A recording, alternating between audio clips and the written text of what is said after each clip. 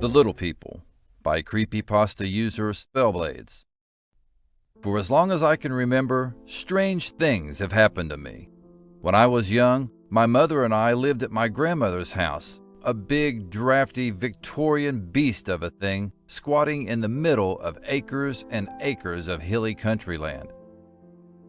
My grandmother was old and couldn't take care of herself, and I often heard my mom whispering to her friends about how crazy she was and how she couldn't wait to put her in a home and get on with her own life. Me, being only 3 or 4 at the time, didn't understand. I thought my grandmother was the most wonderful person on the planet, as little children do. She told me stories about the little people that lived in the hills around the house, and how long ago, when she was only a girl, she'd made a pact with the little people that allowed her to live on their land. My mother once overheard her telling me one of those stories and forbade Grandma from ever telling me anything like that again, claiming she'd just scare me. I wasn't scared. I loved fairy stories. That's what I thought they were, fairy stories, and I didn't understand why Mom was so upset. She'd grown up in the same house, listening to Grandma's same stories, right? But every time I tried to ask her about them, she'd shush me and tell me I'd get in trouble if she heard me and Grandma talking about the little people ever again. Mine and Grandma's closeness never set well with Mom, and as a child, I never understood the reason.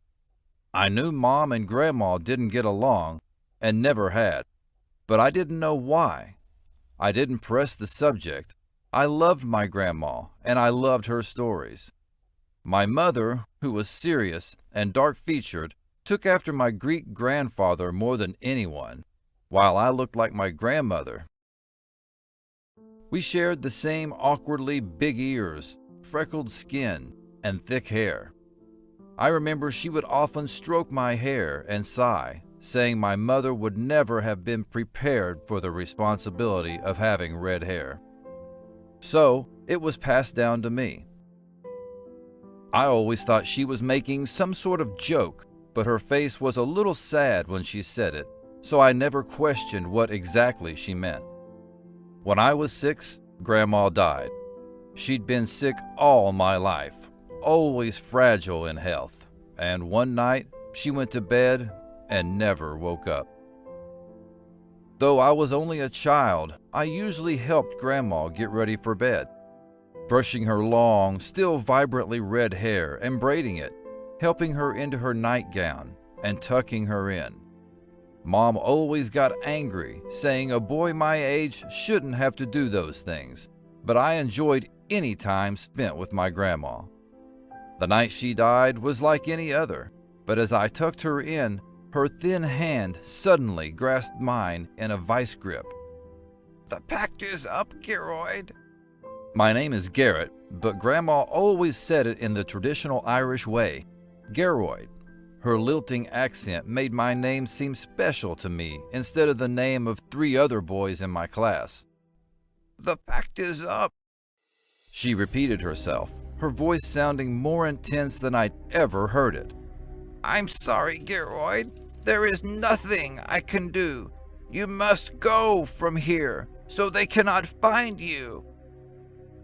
I was confused and a little scared then, being only 6. I held her hand close. "Who will find me, Grandma? What's wrong?" She only clung to my hand tighter, her voice a steadfast whisper. "The little people, Geroid. The denizens of the hollow hills. The she. You must go from here." I wanted to ask her more, but her hand relaxed in mine suddenly, and she was asleep. She looked peaceful, and I felt like I almost imagined the strange conversation we'd just had. I figured I would just ask her more about it the next morning, but the next morning, she was dead.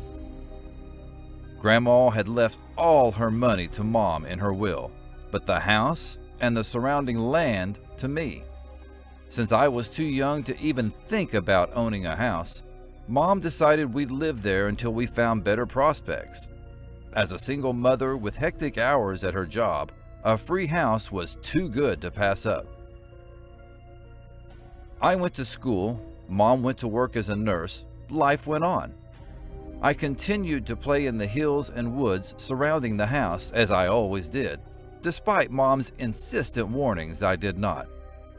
I thought she was afraid I'd fall in a ditch or accidentally get shot by hunters during the hunting seasons, and my 6-year-old bravado thought I was above this.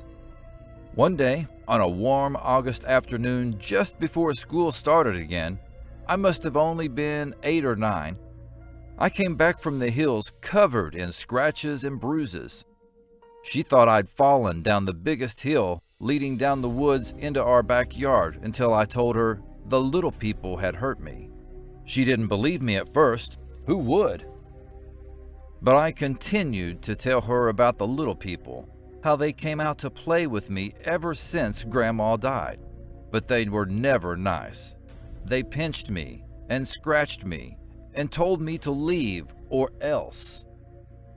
My mother turned white as a sheet and put down a lease on an apartment in town the very next day. Within a week, we were moved out of Grandma's house in the hills, surrounded by asphalt and car horns. When I asked Mom about the strange things that happened to me in childhood such as this, she claims not to remember, but she always changes the subject and her mouth gets in a tight little line. I know she remembers. Moving into the city didn't stop the strange things from happening to me. On the playground, I saw eyes in the bushes watching me. I would blink only for nothing to be there. Walking home from school, I would hear strange music on the breeze. Music that jolted me to my bones and made my head hurt. It always sounded wrong, as if it was out of tune or played on broken instruments. Once I asked a friend if he heard the music, and he called me a freak and never walked home from school with me again. As I lay asleep in our small apartment, I would see lights bobbing just outside my window. Lights that were definitely not from any of the neon signs of the inner city. When I was 10, I wrapped myself up in my blankets and followed the lights, which seemed to whisper my name the way I remember Grandma saying it, Gearoid. My mother found me a 5-minute walk away from our apartment, about to take another step over the edge of a steep ditch. She never saw any lights and made me an appointment with a psychiatrist the next day. I learned to keep what I saw hidden after that, and not to follow any strange lights that whispered my name. Keeping the weird things that happened to myself didn't stop them from happening, unfortunately. They still did, even into high school. By then, I had learned to ignore them, to convince myself it was all in my head, just like my psychiatrist told me when I was a child. I never tried to figure out what was happening to me or who the little people were. Would you really want to know? I was 17 and an early senior, falling asleep in my literature class as my teacher droned on about speculative fiction. It was only when she said the word she that snapped me back into awareness with the force of a kick to the stomach. The she in Irish folklore are what we common people would call fairies. They have plenty of names: the fair folk, the fae, the she, the little people. They're not as we think of fairies today, small women made of flowers that grant wishes, but something between an angel and a demon that isn't entirely of this world. They are cruel and delight in trickery, and can be vindictive and sadistic, particularly when their land is threatened. Most mortals, that is, you and me, can't see them unless they're born with the sight. Ways to have the sight naturally were considered being the 7th child of a 7th child, or being born with red hair. She said more after that, but I wasn't listening. Little people, between an angel and a demon. Their land. The sight. Born with red hair. The bell rang and I almost fell out of my seat. I was breathing so hard and must have looked so pale that my best friend Sarah put her hand on my forehead to check for fever when she came to stand by my desk. Jesus, Garrett, are you okay? You look like you've seen a ghost. No, much worse, I wanted to say, but didn't. I shook my head instead. Fell asleep. Bad dream. You know how lectures get. She laughed, and we walked off to our lockers, with Sarah asking if I was still going to spend the night at her house that night. I said sure, and left for my car, feeling like a husk with everything sucked out of me. I felt watched. When I got home, I cursed myself for saying yes to Sarah's offer.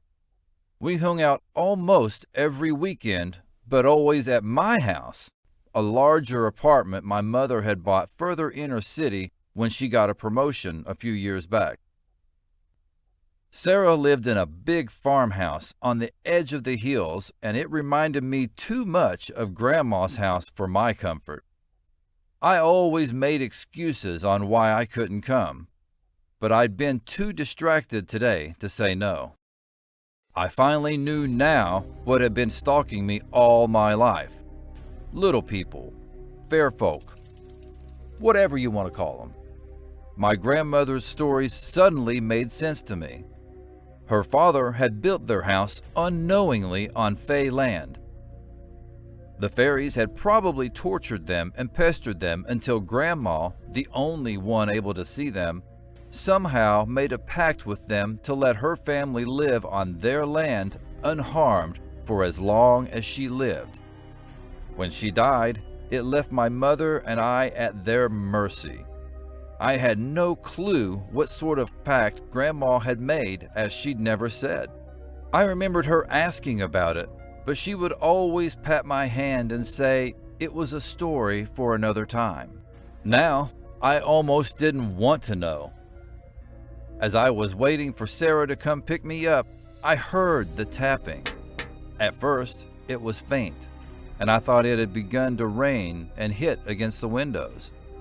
I checked my phone, but there was only light rain scheduled for much later in the evening. I brushed it off, but it continued. It sounded as if someone were standing outside my window and slowly, rhythmically tapping on the glass with one finger. I turned around to look at the window the tapping was coming from, and it stopped, only to sound as if it were coming from further into the apartment. I must have spent 5 minutes running all over my house like a crazy person trying to find the source of the tapping, only to have it come from a different window each time I investigated. I was near angry tears when Sarah beeped her horn outside, jerking me out of my frenzy. Never had I been so happy to leave my house as I scooped my overnight bag off the floor and locked the front door behind me. As I jogged to Sarah's car, I chanced a glance into the bushes outside the window where I first heard the tapping and froze. There was a shadow in the bushes, the shadow of something huge and looming, gnarled and twisted. I felt the breath go out of my lungs as the shadow began to move away from me, further into the few trees planted around my complex. I don't know how long I just stood there, staring into the darkness between the trees, until Sarah laid on her horn and stuck her head out of the window. Garrett! Come on, you lazy ass! The sound of her laughter broke my trance, and I turned and ran headlong to her car, almost slipping on the pavement as I lurched into the passenger seat. Whoa! Are you okay? Are you sure you want to do tonight? 'Cause you look pretty sick at school, and you look pretty sick now. Her voice was almost worried, which was uncommon for loud, brash, unafraid Sarah. I'm fine. I just thought I saw something in the bushes. A dog, probably. The shadow freaked me out." "You'll never know how much it freaked me out," I thought. She shook her head and she put her car into gear. "You watch way too many horror movies, Garrett Carter. Now, let's go. I stole my dad's Netflix password, so the internet is our oyster." I forced myself to grin back as we pulled into traffic. I chanced a glance over my shoulder at the trees. Nothing. No shadow. I still kept my eyes on the spot until we turned a corner and I could see it no more. By the time we'd driven out to Sarah's old farmhouse, the rain had begun. Sarah was annoyed, claiming her internet shorted out every time so much as a drop of rain fell from the sky. "I guess that's what I get for living out here with my family in the middle of nowhere," she sighed as we unloaded the frozen pizza and French fries we'd picked up to make for dinner later. I checked my phone to see what the weather predicted for later, but I had no signal or Wi-Fi. Figures, as it was like she said, we were in the middle of nowhere. Her nearest neighbors were at least a half-mile away. We put dinner in the oven and set up her Xbox so we could watch Netflix, but, as she said, the internet wouldn't connect. She about threw her controller through the window, but I suggested we just play video games instead, which calmed her down. We were trying to find a vampire in Skyrim when Sarah went to check on dinner, and I heard it again, the tapping. It sounded louder this time, but I figured it was just the rain until I remembered it had been raining for almost half an hour and it hadn't tapped on the window like that once. I swallowed the panic in my throat and tried to ignore it as I fought off wolves and bandits in the game, but the tapping continued, and I realized Sarah hadn't come back from the kitchen yet. I called her name. No answer. But that wasn't too odd. Sarah had a large house, and if she'd gone upstairs or towards the back of the house, she probably wouldn't be able to hear me. I paused the game and stood up, intending to go look for her, when the tapping suddenly stopped. I'd been hearing it for so long now that the absence of its sound was almost louder than the sound itself, and I froze in my tracks. I was trying to psych myself up for taking another step when thunder suddenly rumbled deafeningly, shaking the glass in the windows. I'm ashamed to say I yelled, startled, as the power suddenly clicked off. I was suddenly alone in Sarah's dark living room when I heard my name being called. Not in Sarah's cheerful voice, but in a hoarse whisper that sounded like a bow being sawed across violin strings that were drawn too tight. "Garrett," it whispered. "Garrett."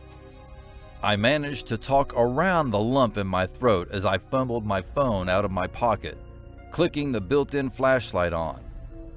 "Sarah? Sarah?" There was no answer, but the continuous whisper of my name, and I knew I had to find the source. I somehow willed my legs to move and navigated towards the voice, my flashlight illuminating the dark halls. The whisper became louder as I neared her parents' bedroom, which I remembered too late had the largest window in the house. A big picture window with a window seat we used to sit on and read when we were in middle school. As I slowly opened the door, thunder rumbled again and my flashlight winked out.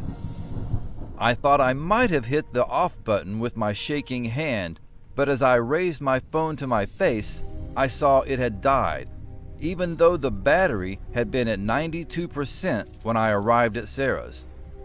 As I stood on the threshold of the master bedroom, my eyes squeezed shut against the darkness. The whisper became almost deafening, and I felt a cold, stale wind blow around me. I had to go in, and as I stepped forward into the room, the door slammed shut. As I opened my eyes, I fought the urge to run back through the door and leave, but I knew I had to find Sarah. There, at the picture window, which was open despite the fact that it only opened from the inside and I knew her parents would not have left it unlocked, was a creature out of my nightmares. Its shape was large, towering almost to the top of the 8-foot-high window, and it was crouched in the side garden like some monstrous toad. I expected my first sighting of the shadow from the bushes to look like some sort of eldritch monster, but this creature looked more natural than I could imagine. Its hide looked like bark, its long, wizened arms like tree branches, the hair hanging lankily around its head like moss. It would have almost looked like an enormous stump if not for the face, which was huge and pointed with a long witch-like nose and a mouth full of broken green teeth. "At last," the creature said in a voice like groaning trees and snapped violin strings. "We meet." I had been frozen solid upon the first sight of the creature, but I somehow found my voice upon hearing it speak. "What the hell did you do with Sarah? Why are you here? What are you?" The creature looked at me simply as if it were appraising me, then laughed. Its laugh sounded like the wind shrieking through the slats of an unkempt house, and the voice was slow, as if it had all the time in the world. "Some call me the old man of the crossroads. Some call me the one who answers. Some call me Troll." It grinned as if this was amusing to him. "We have come for payment. The land, the land, the land. Kaomi made the pact. The land, the land, the land was hers, but no longer. It is yours, and we have come for payment." I stared at the thing, uncomprehending, until it dawned on me. My grandmother's name was Kaomi, and she made her pact for the land when she was 17, my age. After she died, the Fae waited until I was of age and came for me, for payment, for the pact. I kept my distance from the window. "That doesn't answer all my questions. Where is Sarah?" I yelled over the howling wind, but the creature just chuckled its shrieking wind laugh. "The girl, the girl, the girl. Ha ha ha. Perhaps she is under the hill. Perhaps we shall keep her there until payment is made. Perhaps, perhaps, perhaps." I felt my blood turn to ice. These things had Sarah, my best friend, and they seemed to have no intention of giving her back. "What do you want? I don't care about the land. Take it. Just give Sarah back and leave me alone." The creature sighed as if it were thinking. Its earthen, hulking body shivered as it scratched its chin with one long, gnarled tree branch finger. "You are a strong one. So was Kaomi." It chuckled, heaving another sigh as it settled its body further into the side garden, releasing a smell of overturned earth and damp moss. "I will extend to you the same challenge I extended Kaomi. For the land, the land, the land, and the girl, the girl, the girl. Should you beat me at my own game, the land, the land, the land, and the girl, the girl, the girl are yours. Should you fail..." The creature trailed off and grinned, its leathery face splitting in two as it showed all its broken teeth. "You are mine." I felt unable to speak, unable to move, unable to breathe.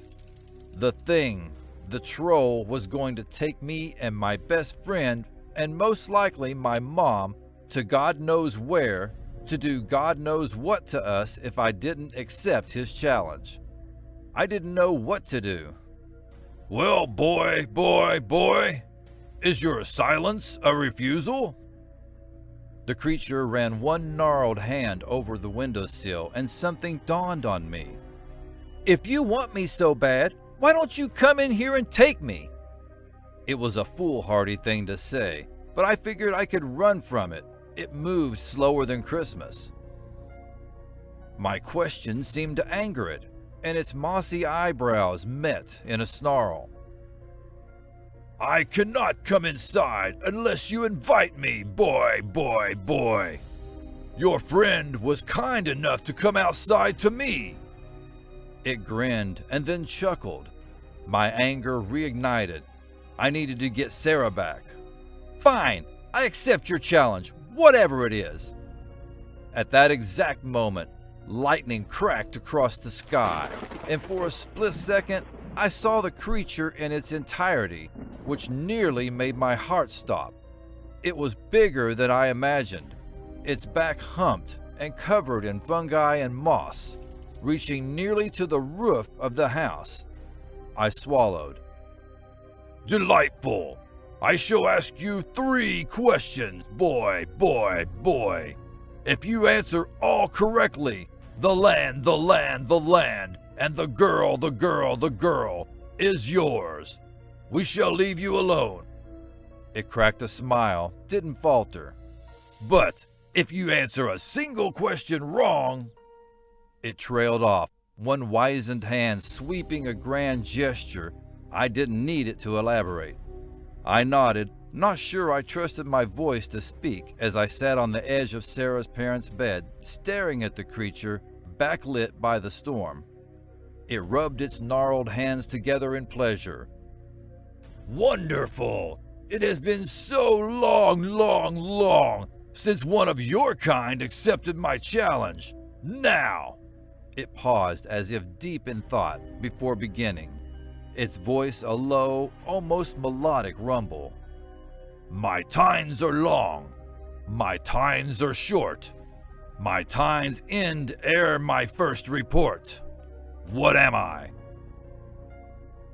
I almost felt like laughing with relief when I heard the riddle. Grandma and I would spend hours telling each other riddles back and forth when I was a child, and I had gotten so good at them, I would even leave her stumped and come up with answers to her hardest mind benders. Whenever I asked her why she was so interested in riddles, she would just stroke my hair and say, "You never know when they'll come in handy, Gearoid. You never know." I knew now. I wondered if Grandma had told me all the riddles trying to prepare me for the troll to come and ask for payment, or simply to keep her mind sharp. There was no time to think about it now as I mulled over the troll's question. Well, boy, do you give up? It sounded pleased, thinking I was so easy to break. I glared at it. No, I was just thinking. I glanced past the troll just as a bright flash of lightning forked and hit a tree not far from Sarah's horse pasture, and my eyes widened. Lightning! You're lightning! The troll's eyes narrowed, and I could see he was surprised at my answer. Very well. He readjusted his bulk, his contorted fingers resting on the windowsill. Never ahead, ever behind, yet flying swiftly past. For a babe, I last forever. For adults, I'm gone too fast. What am I? I swallowed, my eyes glued to the floor to keep away from looking at the creature in front of me. I thought of how it must have waited all these years watching, and how the rest of the Fae hated me for being on their land, for being able to see them. I thought of the strange shadows I'd seen melting across my bedroom floor at night, only to disappear when I turned on the bedside lamp. The strange laughter and broken music I heard on winter nights, always out of reach when it swirled in on the freezing wind. How many other children had made fun of me for screaming that I saw squat, frog-like creatures with sharp teeth grinning at me from the woods around the edge of the playground. How I nearly drowned one summer swimming in the lake on Sarah's property when we were barely in 6th grade, because I felt webbed fingers latch onto my ankle and try to drag me down into the darkness. Childhood. The troll's semblance of a smile twisted into a scowl, and I allowed myself the faintest of grins. I thought of my grandmother standing in front of this same beast at my age, terrified, but willing to go to any lengths to protect her family and friends. It made my smile wider. You are a clever boy, I see. Not clever enough for my final riddle. I know you are not. Its deformed hand raised, and though it couldn't get into the house, its shadow stretched across the floor and sent a bolt of panic through my chest. The thing that all things devours. Birds, beast, tree, flower, gnaws iron, bites steel, grinds hard stones down to meal, slays kings and ruins towns, and beats the highest mountain down. What am I? I took a deep breath, my fists clenched against the quilt on Sarah's parents' bed. My smile had faded as the troll told the riddle. It was one not even my grandmother had alluded to. I refused to let the anxiety show on my face, but I sat there staring at the ground, trying to think. The troll laughed. I had been silent for several minutes, and the storm was getting worse. Every second I delayed, Sarah was stuck under the hill, and I had no idea what they were doing to her. They could already have my mom for all I knew, and I wondered how my grandmother did this. How did she live her life knowing there was a secret world all around her and everything in it hated her? That she had to risk her and everyone she loves' life just to keep them from mortal harm. She was stronger than me.